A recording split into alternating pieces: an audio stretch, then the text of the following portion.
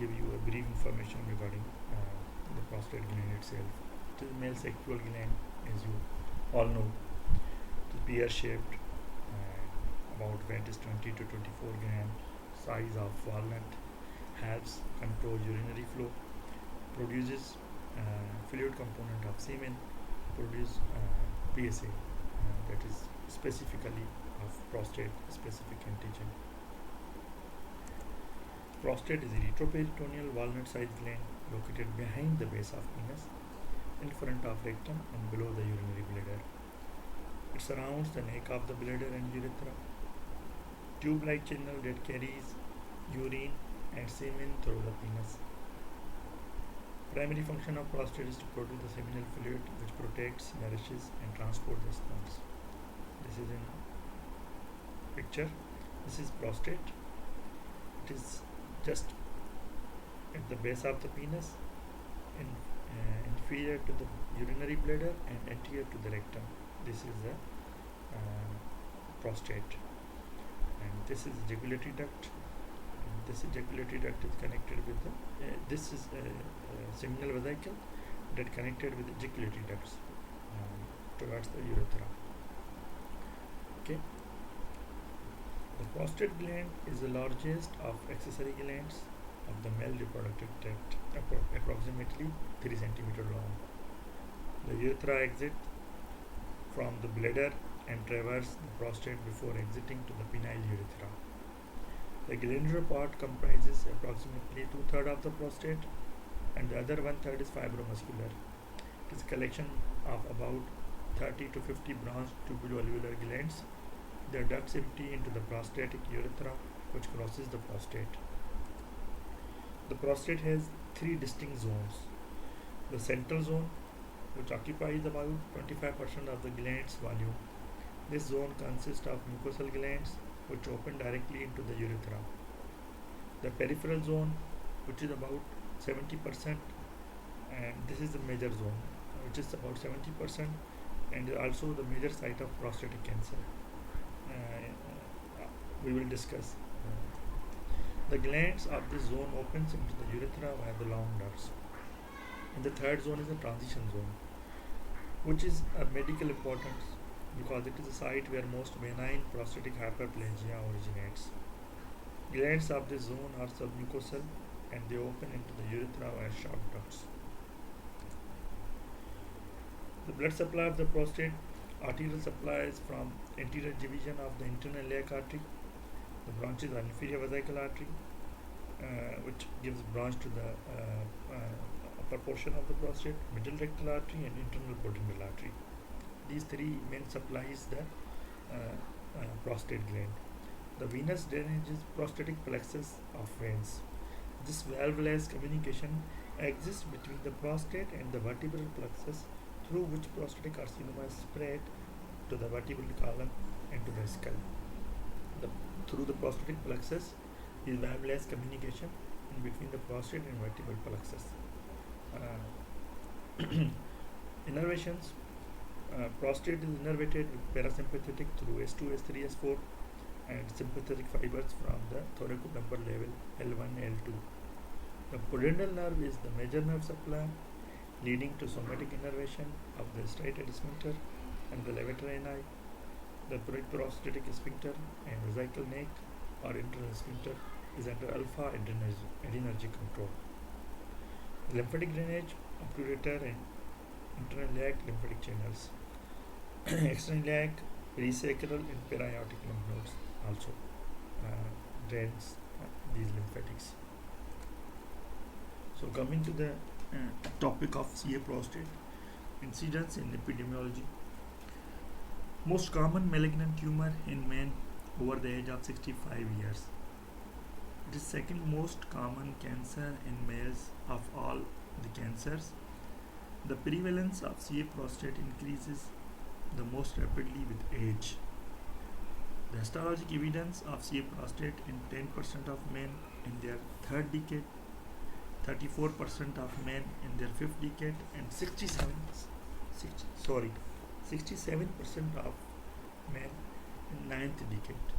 So this This incidence or this histologic evidence comes from the autopsy of the different patients. मतलब when the patient died and they autopsied and they say they saw in third decade there are chances of CA prostate is only 10%. In fifth decade it would increase up to 34%. In ninth decade 67% of men are involved in the CA prostate. However, unlike most cancers which have a peak age of incidence, the incidence of CA prostate continues to increase with advancing age. So the etiology is hormonal through testosterone, dihydrotestosterone. Growth of prostate cancer, like benign prostatic epithelium, is largely under the control of promotional influence of testosterone and its potent metabolite, that is dihydrotestosterone. Testosterone is converted into potent metabolite dihydrotestosterone. So during when there is usually in tumor or CA prostate, and there is androgen ablation by archirectomy, so the result is programmed epithelial cell death, apoptosis, and involution of the prostate. So second etiology is diet. Some diets have the role of aggravating the CA prostate, and some diets are inhibitors of the CA prostate growth. So vitamin D has a major role. It plays to inhibit the CA prostate. Mechanism unknown, but these are the some antioxidants like lycopenes, which is present in tomato. It inhibits the CA prostate growth. Polyphenols present in pomegranate, blueberry, green tea, isothiocyanates, cruciferous vegetables, and omega-3 unsaturated fatty acids present in unsaturated fatty acids. These are the inhibitors of CA prostate growth. Other risk factors are increasing age. As already I told you, the increasing age can cause more advanced CA prostate or more chances of CA prostate than race. It is more common in black, and family history, yes, 5% is believed to be inherited. 10 to 15% of younger men who develop prostate cancer have a positive family history. Some studies suggest that obesity is associated with increased risk of more advanced disease and higher recurrence rate after the treatment. So carcinoma of the prostate usually originates in the peripheral zone of the prostate. So sometimes the prostatectomy for benign enlargement of the gland confers no protection from subsequent carcinoma. Why? Because usually or sometimes when we are doing the prostatectomy, that will be inadequate, so the peripheral zone remains behind with the capsule. So it is more common in peripheral zone. So there are chances of chances of subsequent carcinoma. These are the one picture that shows this is transition zone. This transition zone is around the urethra, and this transition zone is more common for the benign prostate hyperplasia. So when we are doing surgery for BPH, we are doing the TURP through this channel, and we are cutting this part of the transition zone, and then the central zone, another zone, and third is peripheral zone. This 70% contains the peripheral zone, and which also is more common for tumor. So tumor again located 70% peripheral zone, 20% in transition zone, and 10% in central zone. Central gland most difficult to localize carcinoma because of overlapping signal intensity with normal gland and hypertrophy. Pathology.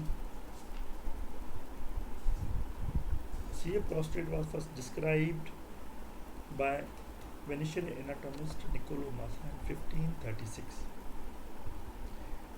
At the similar time to the first anatomical drawing of the prostate by Vesalius in Padua. In 1786, John Hunter demonstrate that castrating young male animal prevented the growth of prostate. So over 95% of the cancers of the prostate are adenocarcinoma, that is the carcinoma of acina or ductal epithelium. Of the other 5%, the 90% are transitional cell carcinoma, which comes from the bladder, because like prostatic urethra has transition cell epithelium. So 90% is transitional carcinoma. Only 5% or 10%, 5 to 10%, the remaining cancer is neuroendocrine, small cell carcinoma or sarcomas, that is rhabdomyosarcoma. So this sarcoma is rare cancer and mostly seen in the childhood. Sometimes in young adults like 18, 19 years of age, there is CA prostate, that is rhabdomyosarcoma. Clinical presentations, mostly patient came with asymptomatic, only detected in association with elevated serum PSA or incidental abnormal DRE. They have some other problem. They they come and they did the serum PSA, and that serum PSA shows the elevation of serum PSA. Usually, patient are asymptomatic, but some patients have bladder outlet obstruction, abnormal DRE, raised PSA with abnormal DRE and raised PSA 47%. Some patients has urinary irritative and obstructive symptoms like frequency, urgency, nocturia, or obstructive may be irritative, obstructive may be intermittency, incomplete emptying, poor stream.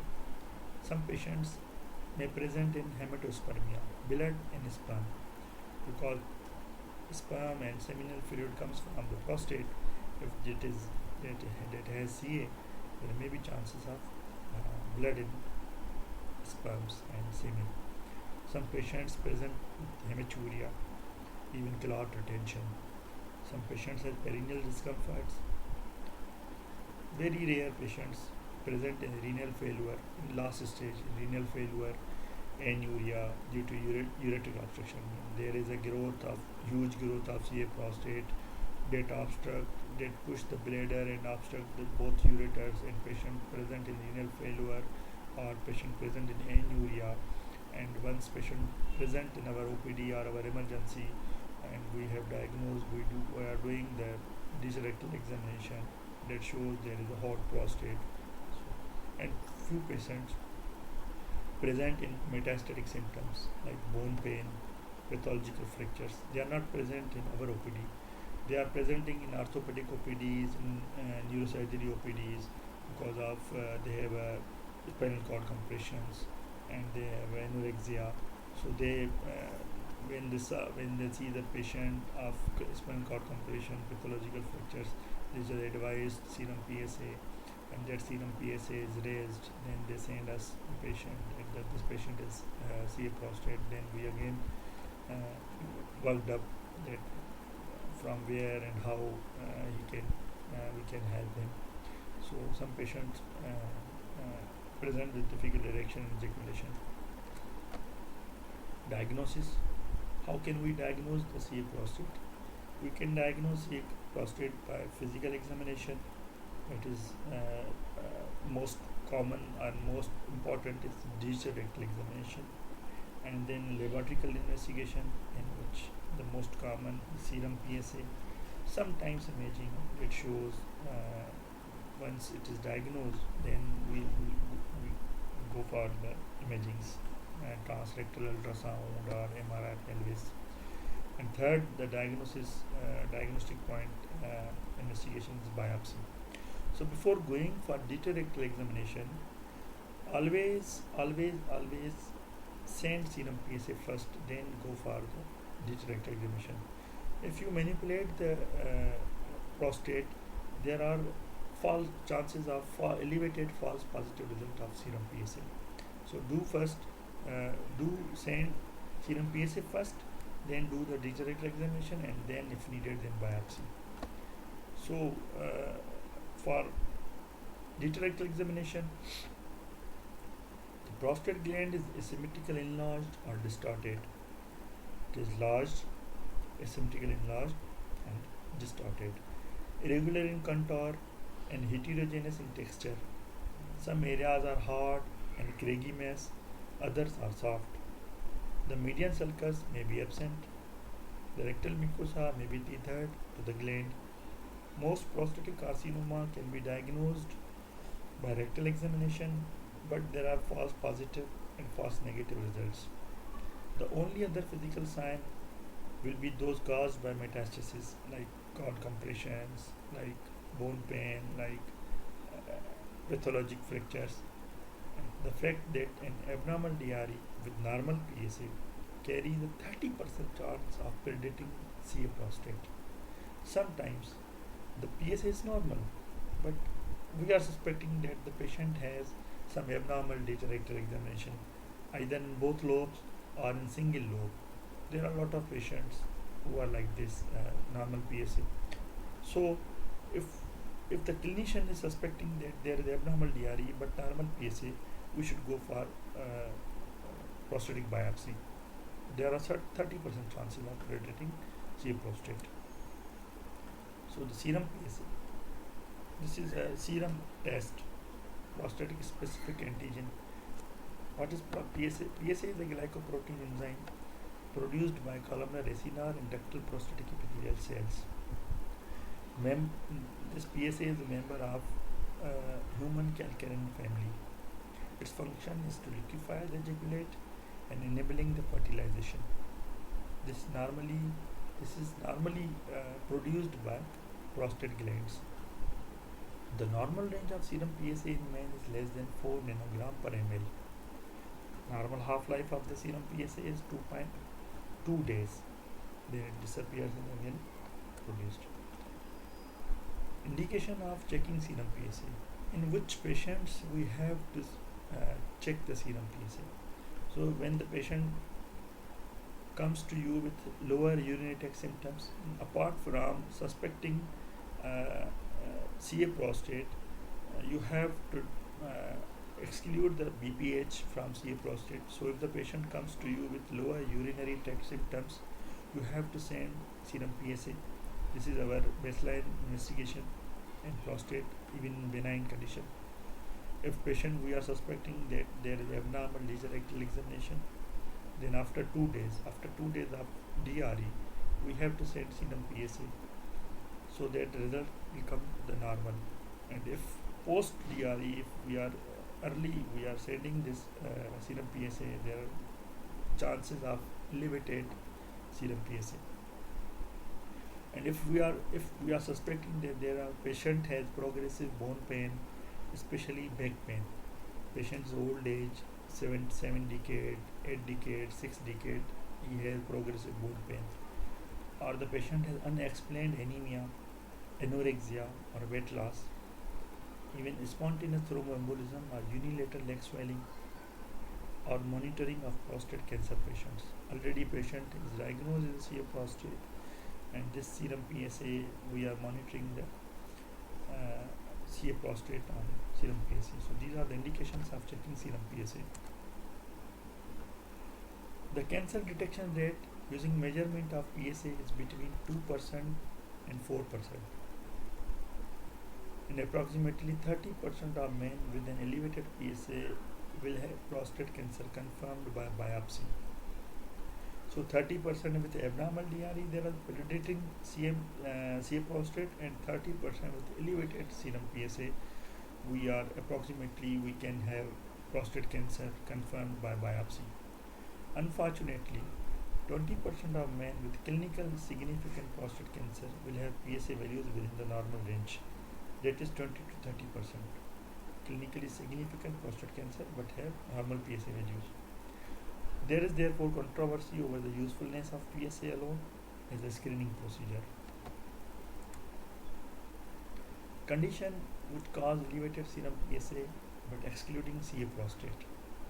There are some other conditions that causing the raised serum PSA, but there is not actually the CA prostate. Like in benign prostate hyperplasia, as I already told you, that this is a normal serum PSA is normally secreted by the prostate.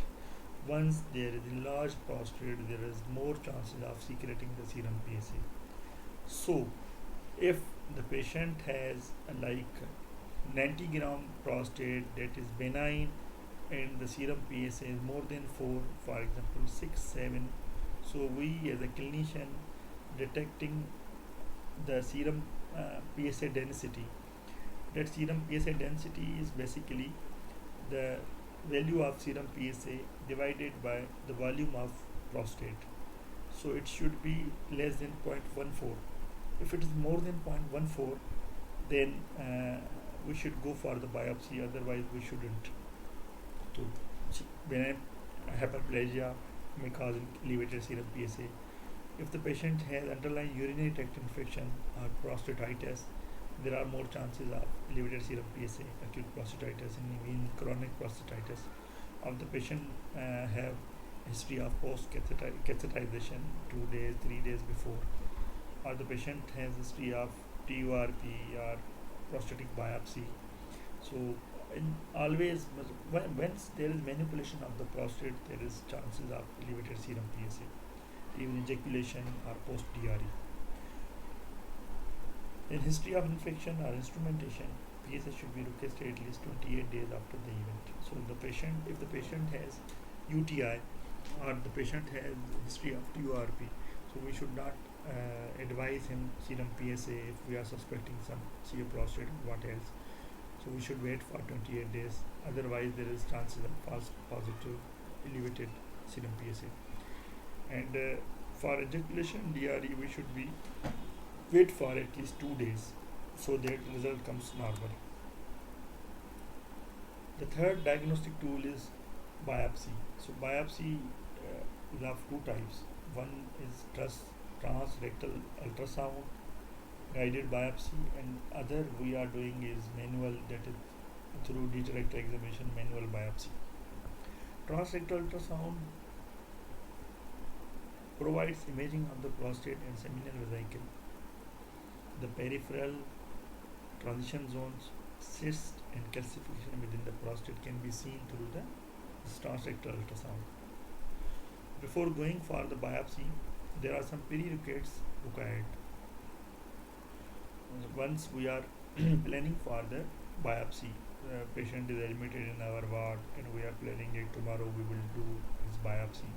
So before going for biopsy, we should have at least complete blood count to see the platelets, which is more than 150 lakh, and the total leukocyte count, which shows there is no any underlying infection.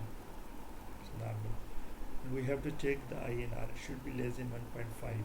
INR, PTA, PTT, INR. So biopsy is not safe in patients who are on warfarin. The patients of warfarin, they are maintaining their internal normalized ratio between 2.5 to 3. So their blood is less, very thin, and there are more chances of bleeding. So if we are injecting a biopsy needle, there are more chances of bleeding. So we cannot even control the bleeding. We should have at least normal INR. Third is urine culture. Urine culture should be negative. Positive urine culture is contraindication of prostatic biopsy. We should not even go if the patient has positive urine culture which is untreated. Yes, if the patient has positive urine culture 1 week back and then he is treated and he has no time to reculture, so we can be proceed. But otherwise, it is contraindicated. Rectum should be empty. Use clean enema. Clean enema is a fluid for emptying the rectum. So once if there is a stool, how can you do the digital rectal examination, and how can you palpate the prostate if you are doing with manual or even with the transrectal?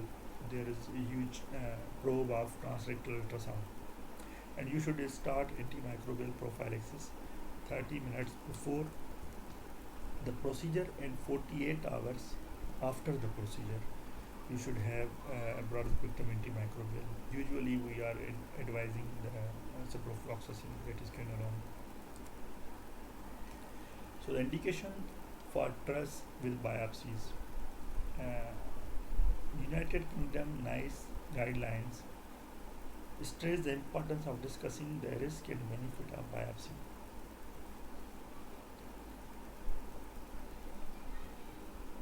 The use of nomogram to predict results, that's in page, allowing time for decision making before proceeding. So the indications are the abnormal digital rectal examination or elevated PSA, and few few are the previous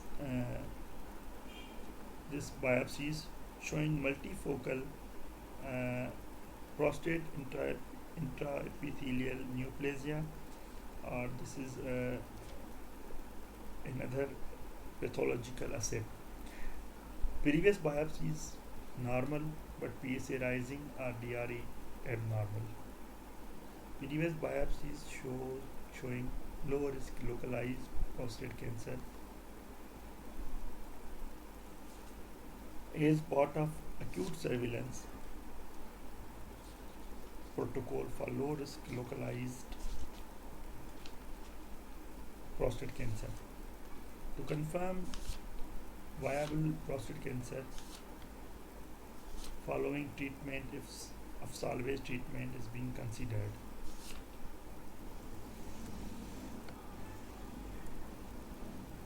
So complication of the prostatic biopsy: occasional vasovagal fainting immediately after procedure, 0.5% risk of septicemia or prostatic abscess, which may be life threatening. If the patient is urine culture positive and you are doing the prostatic biopsy, there are more chances of septicemia. So be careful. That is very less percent risk, but it is life threatening. 0.5% risk of rectal bleeding, which will be treated by swab soaked adrenaline or rectal balloon.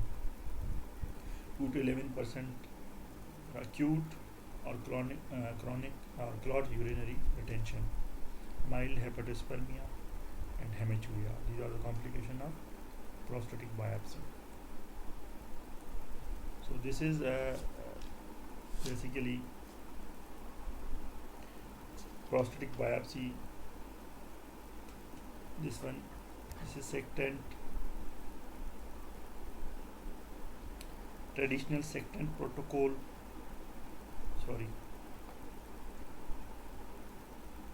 Six biopsies from the prostate. This is traditional sectant protocol. A parasagittal, base, mid-gland, apex from each side. And there are other 8-core biopsy, 12-core biopsy, and sometimes if the patients who has more chance of prostatic biopsy, but biopsy is even there is elevated serum PSA, and biopsy shows benign hyperplasia or no cancer, and we are suspecting, clinician is suspecting that there is more chances of C prostate, so we will go for saturation biopsy, that is 20 core 22 core biopsies, or we can go for this. This is a transrectal ultrasound scanning, and ultrasound probe is inserted into the rectum to guide the biopsy needle into the correct position, so that several core biopsies can be taken from different areas of the prostate. This is the typical triad of diagnosis: serum PSA, DRE, and biopsy. This is a DRE, and this prostate, and this is PSA from blood, and this is TRUS guided biopsy. So, spread. CA prostate has 3 types of spreads. It can be direct invasion towards the seminal vesicles, to the periprostatic tissue, and towards the bladder, neck, and rectum. It has a lymphatic spread, that is internal, external, and common like lymph nodes. And it has hematogenous towards the 90% hematogenous through the very periprostatic venous plexus towards the lumbosacral spine. Now the staging of CF prostate. The staging of CF prostate is the TNM staging system, the histology grading Gleason score, post-surgical evaluation, and imaging bone metastasis. This figure shows the TNM classification and the T. T is basically T naught, no tumor. This is not shows in picture. T naught is there is no tumor. Tx, tumor cannot be assessed. Then T1 is subdivided in T1A, T1B, T1C. T1A, this one. T1A is 5% URP. It means the cancer is not palpable or visible by imaging. Incidental finding in less than 5% of TURP specimen. It is found in up to 18% of TURP, T1A. T1B, cancer not palpable or visible by imaging. Incidental finding more than 5% of TURP specimen. This is more than 5%.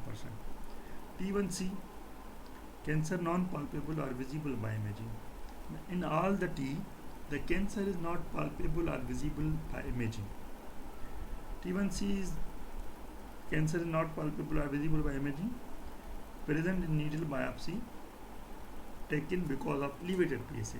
There are chances of elevated PSA in T1C, but in T1A and T1B there is no chance, even no chances of elevated PSA. These are basically the incidental findings of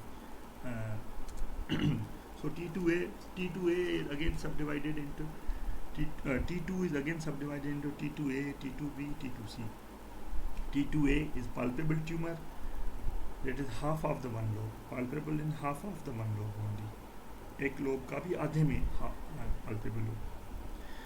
T2B is half, it is in the palpable in more than half of the one lobe. More than half of one lobe. T2C, palpable in both lobes. T3 again divided into T3A, T3B, T3C.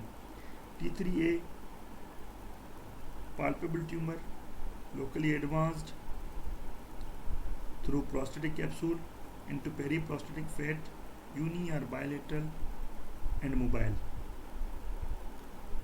T3B,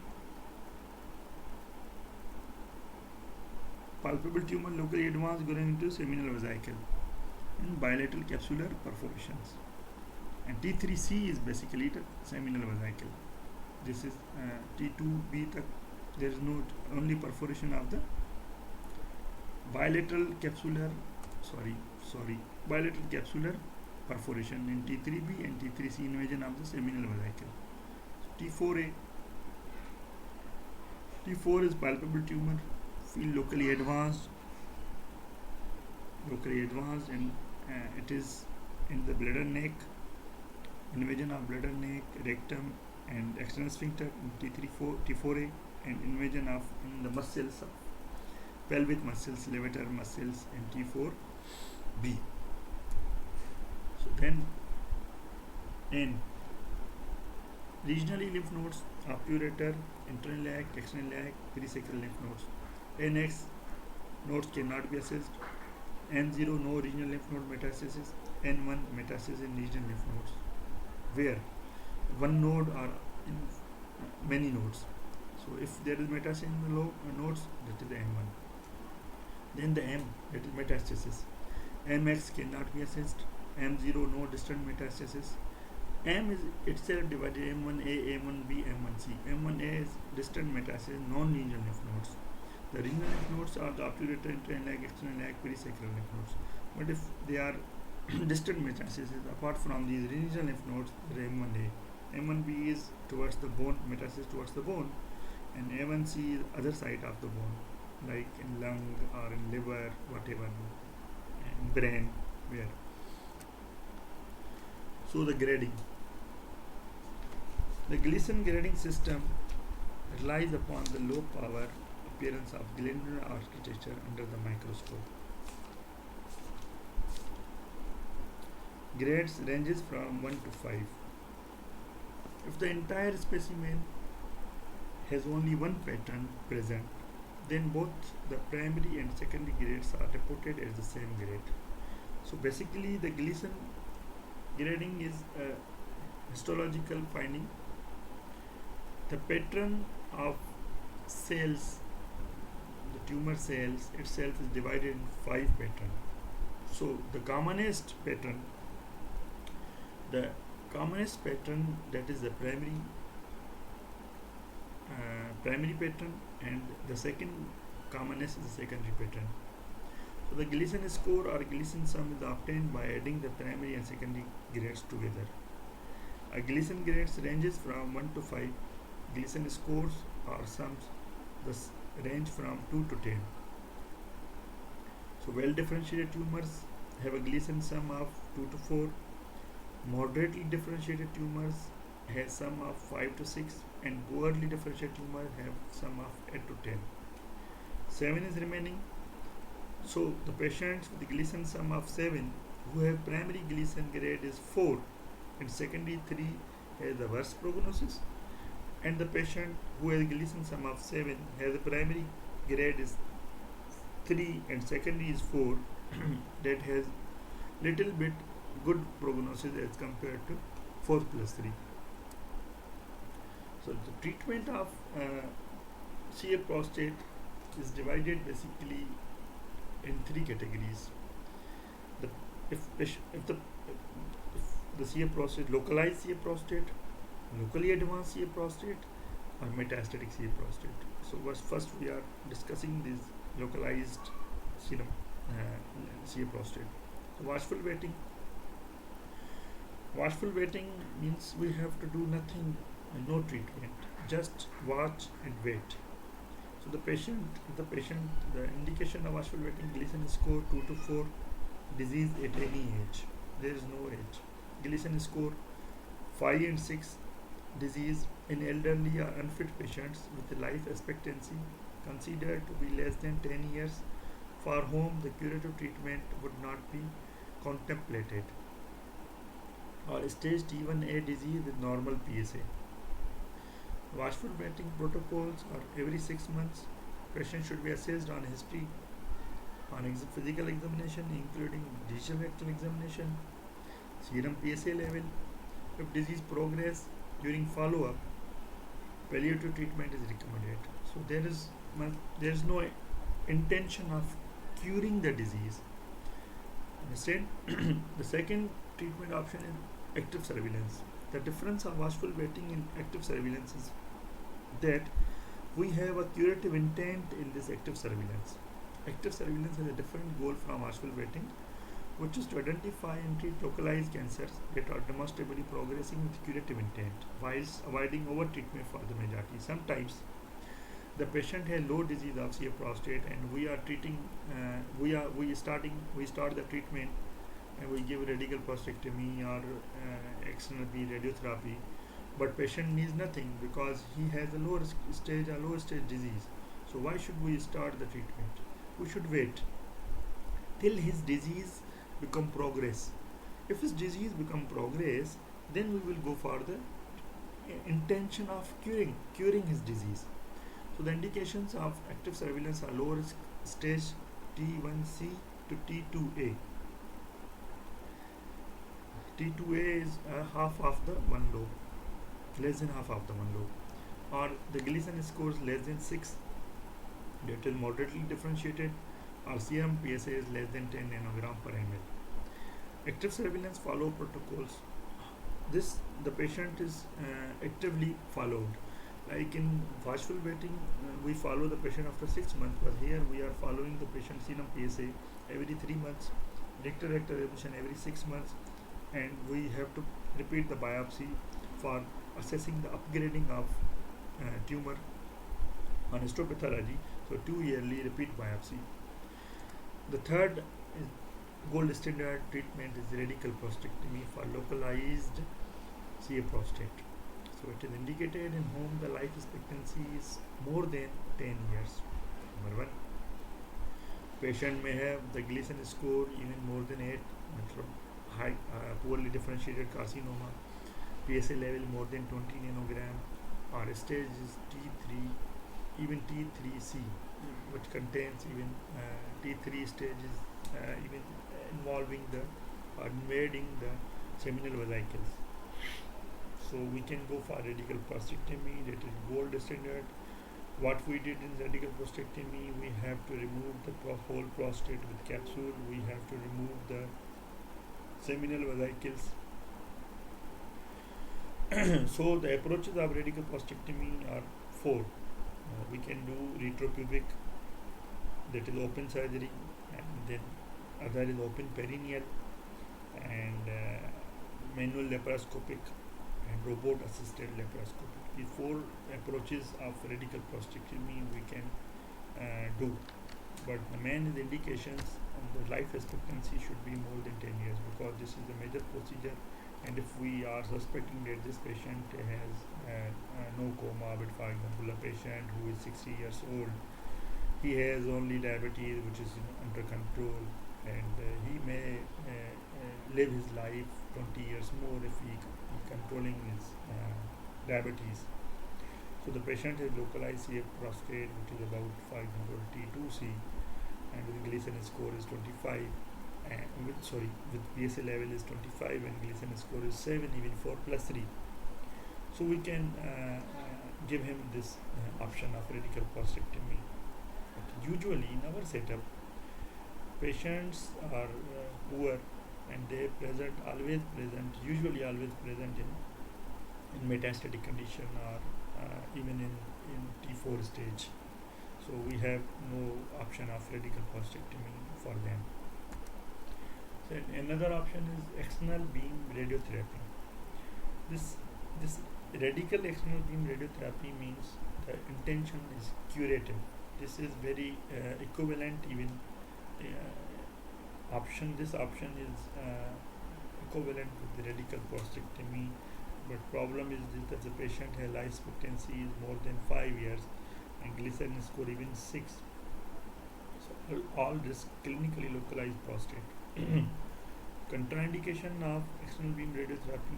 These external beam radiotherapy is basically the cycles, even 15 cycles of 66 Garai of radiotherapy.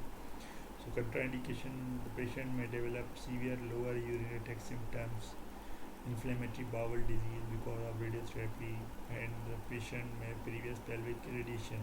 These are the contraindication, because already if we are doing with these patients EBRT, so the already patient has severe LUTs, he may develop even more severe, even cystitis and hematuria. So we have to wait, or we have to give another option. So another option is brachytherapy. The commonly used low dose rate brachytherapy is ultrasound guided transperineal implantation of radioactive seeds. This brachytherapy is minimal invasive and requires general anesthesia and is completed in 1 to 2 stage. Very easy, but the indication is limited. This is only low and intermediate risk localized CA prostate in T1 and T2. Gleason score less than 7, PSA more than 20, life expectancy more than 5 years. So this is a good option, but it is not ideal option for a patient home,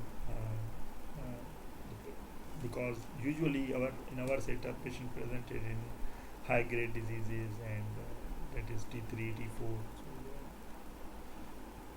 So then minimally invasive therapy, that is indicated in localized and radio recurrent prostate cancers, like cryotherapy. These are innovation. Basically, it is not practically used in our setups, even in SIUT. So cryotherapy, this involves transperineal ultrasound guided placement of cryoprobes. that delivering argon or liquid nitrogen at temperature of -20 to -40 degrees centigrade.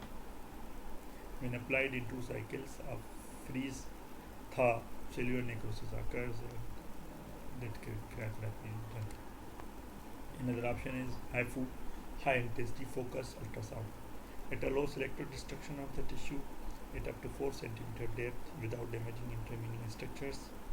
Tissue is heated to the point of coagulative necrosis over 85 degrees centigrade by high energy ultrasound transmitted to the prostate using a transrectal device. Another option is photodynamic therapy. This involves parenteral administration of chlorophyll derived for photosensitizing drug that is called TOCAD, followed by light activation using transperineal temperature guided interstitial laser. The free radical generated cause thrombosis of nearby vasculature and ischemic tissue necrosis. So the now comes to the management of locally advanced CA prostate. Locally advanced CA prostate, that is T3 and T4 disease, these patients are at significant risk of disease progression. Early androgen ablation is favored if close follow-up is not possible. The patients is far, like we are in Karachi, the patient is from Rarkhana, so close follow-up is not possible for him. So I think we should go for early androgen ablation. Androgen ablation contains the basically medical and surgical castrations, either bilateral architectomy or luteinizing hormone releasing hormone injections. So वो दे दें, जान छुड़ा दें, मरीज़ फिर follow up में ना रहे तो ज़्यादा बेहतर है.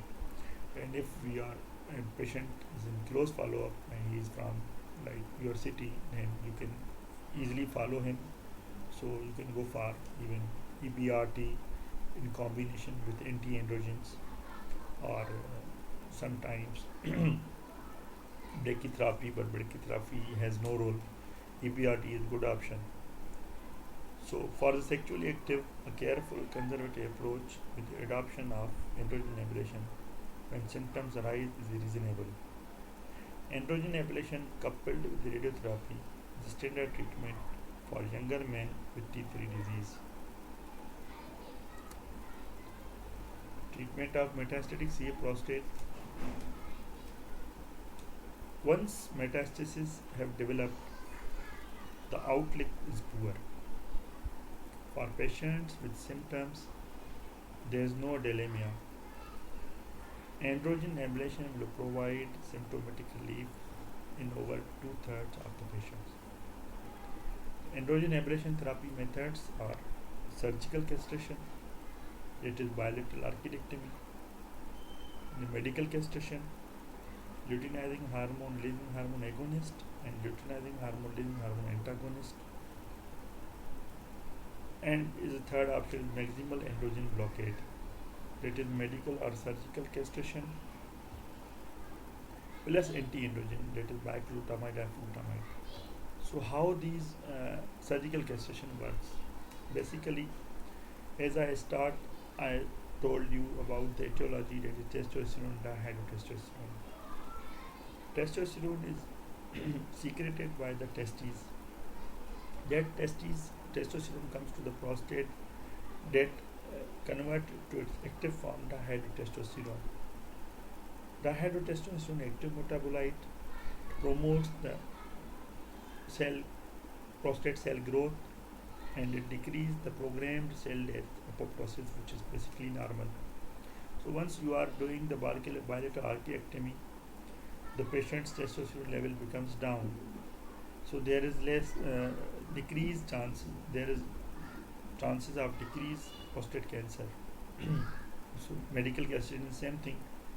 Luteinizing hormone released from the anterior pituitary attacked on the Leydig cells of the testes and produce the testosterone. So once you have agonist, it means you are giving the luteinizing hormone releasing hormone. Once you are giving luteinizing hormone, there is first there is increased level of testosterone, and there is a storm of growth of prostate cancer. But once continue, you are giving luteinizing hormone, releasing hormone. There is negative feedback towards the